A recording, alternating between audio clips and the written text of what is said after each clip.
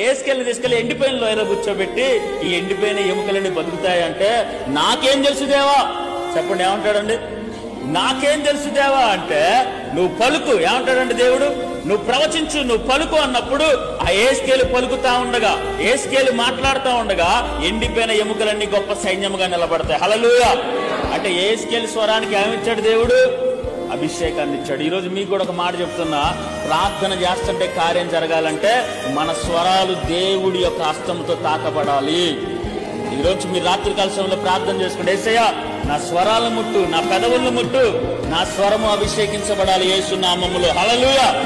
మీ ప్రార్థన శక్తివంతంగా ఉండాలి అంటే, ఊరంతా కదిలించబడాలి అంటే, సేవకులు లేవనెత్తబడాలంటే, దెయ్యాలు వెళ్ళగొట్టబడాలంటే, స్వస్థతలు జరగాలి అని అంటే ఈ స్వరము ముట్టబడాలి, ఈ స్వరము అభిషేకించబడాలా.